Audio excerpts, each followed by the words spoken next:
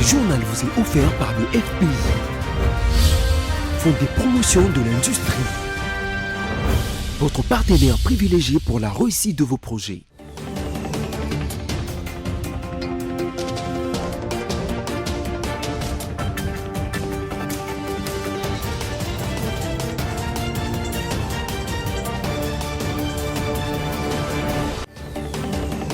Nouvelle session d'information sur BC Télévision. Madame, monsieur, bonsoir. Au sommaire.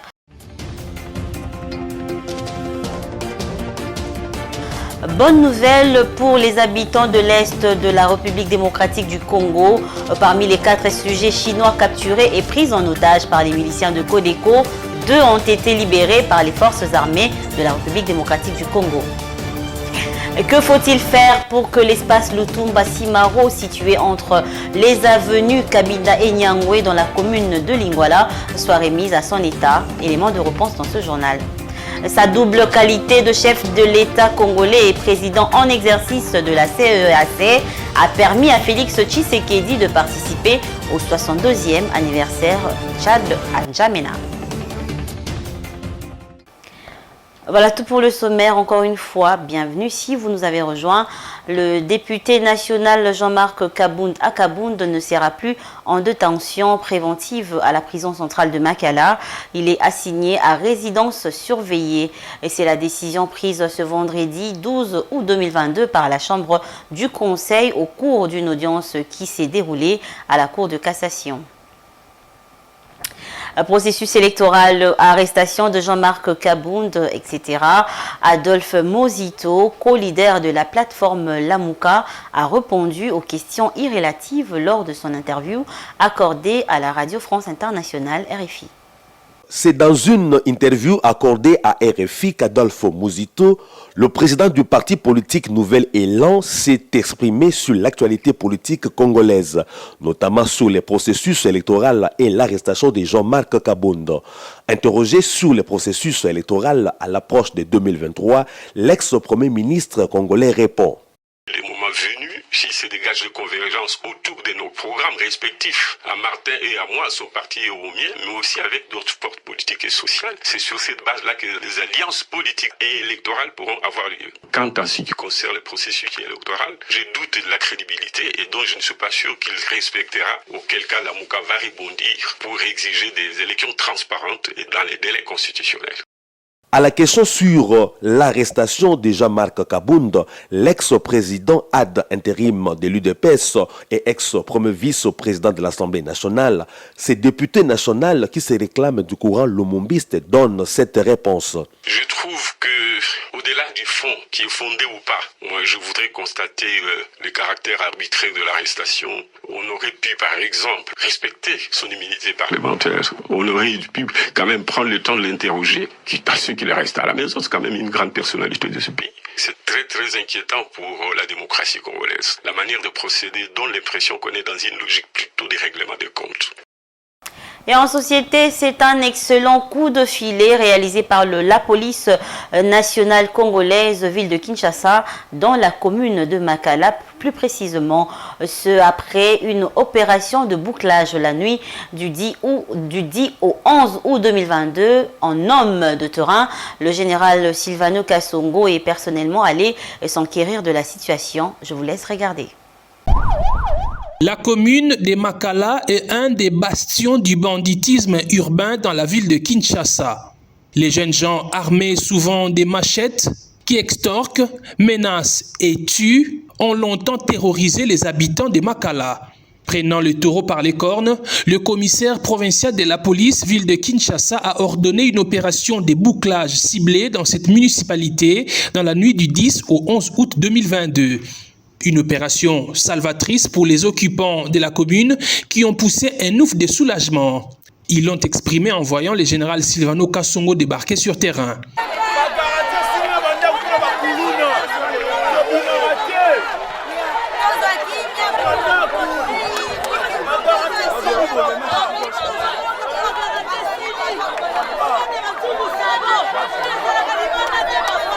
Les éléments du commissariat provincial déployés à Makala ont abattu un travail de titan. 173 présumés Kuluna, dont 166 hommes et 7 femmes sont tombés dans les filets de la police. La moisson était abondante. Dans le lot des personnes arrêtées figurent, encore la police, les Kuluna qui ont grièvement blessé un policier à la tête et dont les images circulant sur les réseaux sociaux ont ému tout le monde. La collaboration entre la population et la police étant voulue, un triage a été fait sur la place publique pour permettre à la population d'identifier les vrais Kuluna.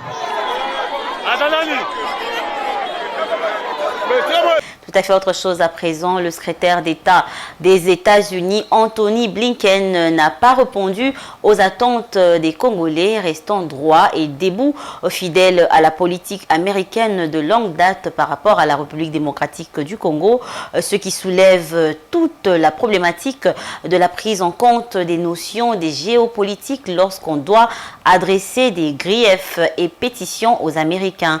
Votre rédaction aborde cette matière à travers cette réflexion signée Sami Bosongo.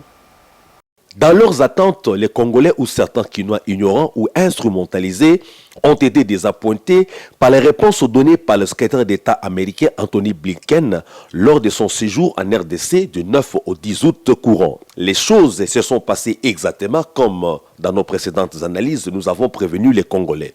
C'est bien dommage que les Congolais fassent preuve d'ignorance ou de négligence de savoir géopolitique dans l'expression et l'articulation de leurs vœux et attentes vis-à-vis des USA, la nation locomotive du système impérialiste planétaire. Il n'est donc pas surprenant que les USA, qui sont juges et parties dans nos problèmes majeurs qui intéressent leurs besoins néocolonialistes, proposent des solutions aux antipodes de la volonté des Congolais qui attendaient d'Anthony Blinken la panacée ou les solutions miracles ou pertinentes pour les soucis congolais de l'heure. N'est-ce pas qu'en prescrivant diplomatie et négociation via les initiatives de Nairobi et Luanda, Anthony Blinken nous renvoie à la formule traditionnelle où la RDC, victime et agressée, est pourtant plus chargée que ses agresseurs soutenus en coulisses par les USA. N'est-ce pas que quand Anthony Blinken tacle des officiels des FARDC comme soutien des FDLR, il donne raison au Rwanda qui utilise ce prétexte en permanence pour justifier son attitude belliqueuse et action pillarde contre la RDC? L'État nous ferait défaut pour stigmatiser l'attitude évasive et la langue de bois d'Anthony Blinken sur l'essor du M23. Honte aux Congolais qui attendent de la part des USA des solutions aux problèmes que même les USA leur créent. Malheur aux Congolais qui négligent leurs connaissances géopolitiques quand ils se déploient dans la quête des solutions à nos problèmes. Les forces armées de la République démocratique du Congo, comme je vous l'ai dit au sommaire, ont libéré 2 sujets chinois sur les 4 pris en otage par les miliciens Codeco Bontemple lors de l'attaque du carré minier de Bwanga dans le secteur de Bangalikilo en territoire de Djougou le jeudi 11 août dernier. Je vous propose de suivre le lieutenant Jules Ngongo qui fait le point.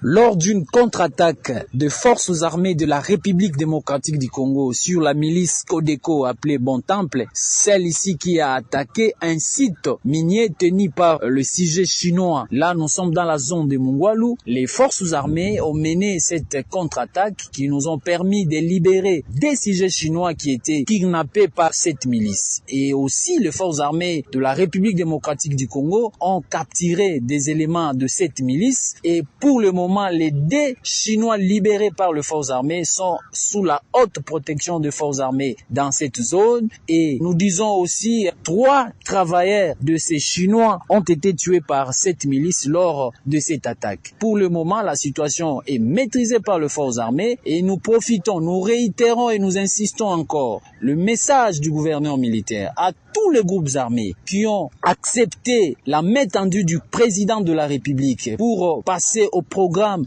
de PDDRCS et préparer les consultations de Nairobi D, nous les appelons au bon sens, de demeurer dans leur acte d'engagement, de cesser avec toutes les attaques sporadiques sur nos positions et sur la paisible population. C'est en respectant leurs actes que l'Ituri sera pacifié. Le cas contraire, nous nous sommes déjà arrangés lors de batailles utiles. Comme toujours, nos armes sont en position de tir contre tous ceux-là qui ne vont pas respecter leur propre acte d'engagement. Et donc, nous appelons la population aussi à continuer à soutenir son armée. Nous appelons également le leader communautaire de continuer à sensibiliser ceux-là qui ont signé l'acte d'engagement de cessation des hostilités, mais aussi ceux-là qui n'ont pas encore adhéré à ces processus, entre autres le groupe armé Zaïre.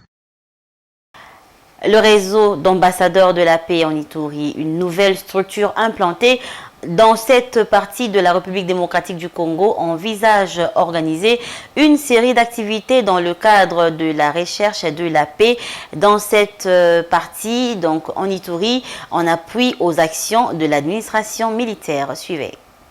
Les réseaux d'ambassadeurs de la paix désormais installés en Ituri, avec mission principale de militer pour le retour de la paix durable. 26 membres de ces réseaux ont été reçus en audience par le vice-gouverneur de l'Ituri pour échanger autour de cette structure qui va bientôt organiser plusieurs activités en Ituri dans le cadre de la recherche de la paix. Ceci en appui aux actions menées par l'administration militaire. On ne peut pas parler de la paix sans que les gens comprennent la paix. C'est pourquoi il y aura des conférences où nous allons inviter toute la population et des conférences internationales où il y aura des visiteurs qui vont venir de loin, qui vont venir pour sensibiliser les gens sur la paix et aussi aller dans des coins et des recoins.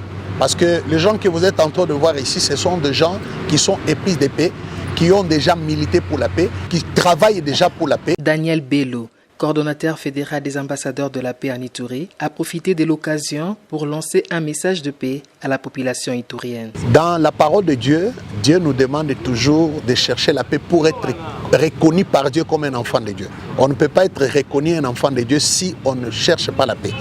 C'est pourquoi nous demandons à toute la population de travailler pour la paix, d'oublier l'ethnie, les tribus, tout ça, de considérer l'Ituri comme notre priorité à tous et la paix comme notre priorité à tous. Créé en 1991 en RDC, les réseaux d'ambassadeurs universels pour la paix œuvrent dans plus de 30 pays en Afrique et sera implanté sur toute l'étendue de la province de l'Ituri pour atteindre ses objectifs, notamment apporter sa contribution dans la recherche de la paix dans cette partie du nord-est de la RDC.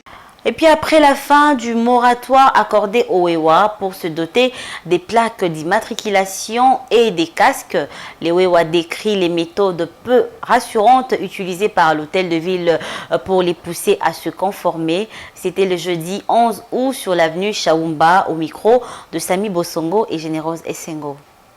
Contraints non seulement d'acheter des casques pour eux-mêmes et leurs passagers, mais aussi de se procurer des plaques d'immatriculation, les motards appelés ordinairement Wewa à Kinshasa dévoilent des soucis qu'il y a dans la manière de l'autorité municipale de vendre les plaques d'immatriculation au Wewa.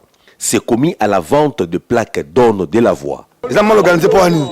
Et pour nous, la plaque. Il faut que la plaque soit belée. Ils ont des dépôts. On monte à belé. C'est comme dit. Bon carrément motard, il faut être à Bisso, il faut être à Bango. Pour ce que nous allons bon là, à Somba, plaque exacte. Mais yo Kagui, est-ce que ce que faut être motard, toi faut être Yabino. Faites la réponse.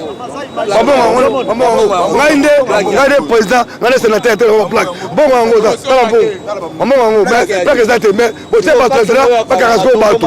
Est-ce que c'est normal? C'est mieux pour pousser Bango till les 30. Ces Wewa formulent ses critiques au sujet des plaques et casques. Casque ezomonana te. Plaque tokosomba plaque atire la biso ta mais casque ezomonana te. Pe baluka organisation ya bien ya koteka ba plaque pona plaque eteka mamalam. Il y va de la crédibilité des autorités comme le fait remarquer cet autre Wewa. Mais l'État n'a pas la biso plaque parce que plaque c'est comme un individu ne pas te plaque. mbongo wana eza mbongo fe kota na kesi ya leta esunga leta mpo basalela biso banzela mais plaque ekomi kotekama pa bato neti plaque ekotekama na bazandu te. Le respect et la protection des biens et autres ouvrages publics n'est pas le fort des chauffeurs qui égratignent et percutent les sauts de moutons construits ça et là à travers la ville de province de Kinshasa. Les jeudis 11 août, sur l'avenue de la Libération, un gros véhicule des marques Leyland a percuté et endommagé un des séparateurs érigés à l'entrée du saut de mouton situé à la hauteur de la station RTNC. Samy Bossongo et Générose Sengo, encore une fois. Les Congolais ont encore du chemin à parcourir pour arriver au respect et à la protection de biens publics qui coûtent cher aux contribuables du pays de Lumumba. Tel est le cas de chauffeurs congolais qui percutent les sauts de moutons à peine érigés ici et là dans la mégapole congolaise qui est la capitale Kinshasa. Sur l'avenue de la Libération, ce jeudi 11 août, les usagers de ce tronçon routier ont été dégoûtés et étonnés de dégâts créés sur l'entrée du saut de mouton à hauteur de la RTNC par un véhicule gros tonnage de marque Leyland. Ce cas n'est qu'une illustration de dommages que les conducteurs des engins roulants créent sur la voirie urbaine. Outre les dégâts, au niveau des entrées et sorties des sauts de moutons, ces ouvrages portent et présentent également des égratignures sur leur partie latérale. Aux autorités de répertorier les causes de survenue de ces genres de préjudices sur nos ouvrages publics afin d'en diminuer la fréquence. Si un jour après, l'entrée du saut de mouton de l'avenue de la Libération a été partiellement réparée, tel n'est pas le cas d'autres ouvrages et tronçons routiers de la capitale. Voilà pourquoi, même si ceux qui détruisent payent par moment, c'est toujours mieux et avisé de prévenir ces genres de faits. Je vous le disais aussi en titre que l'espace Lutumba Simaro situé entre les avenues Kabinda et Nyangwe à la hauteur du saut de mouton sur la grande avenue de la Libération et à l'abandon. Ce constat a été fait par Samy Bossongo et Générose Essengo jeudi 11 août dernier. Suivez ce reportage rendu par Clémence Feza. 3 ans et demi après la mort du célèbre guitariste, poète et compositeur Simaro Lutumba, cet espace ne paye pas de mine et donne l'air d'un coin abandonné. Rien n'est à la hauteur de la gloire et du plaisir musicaux que cet artiste a procuré à la République démocratique du Congo, quand bien même, selon les vœux même de l'artiste formulés, bien avant sa mort dans la chanson Mabélé, cet espace devrait être un lieu touristique et donc attrayant. Les Kinois, trouvés sur les lieux, ont exprimé leurs préoccupations sur cet espace. Mais c'est au gouvernement de nous appuyer. Le gouvernement doit prendre ça en charge. Pour le futur. Maintenant, le gouvernement doit s'approprier de cette place. Parce que Bissoba na Lingola, oui, avec nos maigres moyens, tout ça, quand même, mais maintenant, c'est au gouvernement de continuer à ça la place comme c'est un lieu public. Pour l'anglais, pourquoi? Ça peut être un musée, ça peut être un lieu touristique, mais malheureusement, ce n'est pas clôturé, ce n'est pas bien entretenu. Au vu des étrangers qui passent, qui voient comment c'est mal entretenu, ce sont des critiques pour notre pays.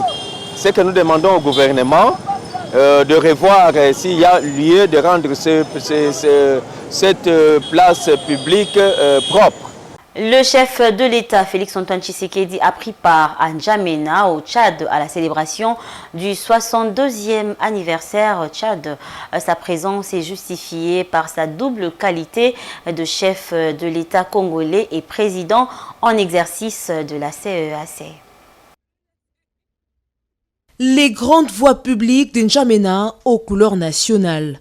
Aux premières heures de la matinée du 11 août 2022, la place de la Nation, prête à accueillir les présidents invités à la fête de l'indépendance du Tchad, dont le président congolais Félix-Antoine Tshisekedi Tshilombo, président en exercice de la CEAC, et celui de la Guinée-Bissau, Umaro Sissoko Embalo, président en exercice de la CEDEAO, ainsi que différentes personnalités. Cette cérémonie de l'indépendance de la République du Tchad aura duré près de 3 heures.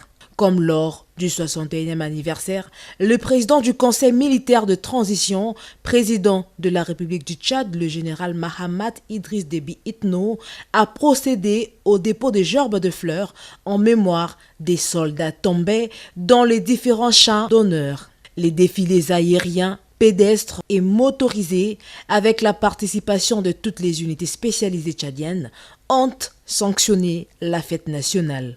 Le pays s'apprête à entamer des consultations des différentes corporations en vue de la tenue prochaine du dialogue national inclusif après la signature de l'accord de Doha afin de parvenir à une paix durable au Tchad avec l'engagement des parties tchadiennes et le soutien actif de la communauté internationale. Profitant de son séjour de 48 heures au Tchad, le président Félix-Antoine Tshisekedi Tshilombo a rencontré la diaspora congolaise.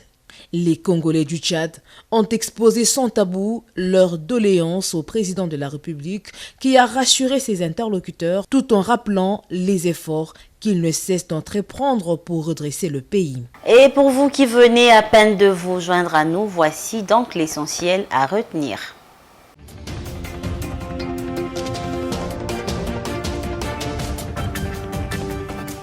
Bonne nouvelle pour les habitants de l'Est de la République démocratique du Congo. Parmi les 4 réfugiés chinois capturés et pris en otage par les miliciens de Codeco, 2 ont été libérés par les forces armées de la République démocratique du Congo. Que faut-il faire pour que l'espace Lutumba Simaro, situé entre les avenues Kabinda et Nyangwe dans la commune de Lingwala, soit remis à son état? Élément de réponse dans ce journal. Sa double qualité de chef de l'État congolais et président en exercice de la CEAC a permis à Félix Tshisekedi de participer au 62e anniversaire Tchad à N'Djamena. Et c'est la fin de ce journal. Merci de votre fidélité et votre attention soutenue. Prenez soin de vous, mais surtout, faut rien lâcher. Bon week-end chez vous.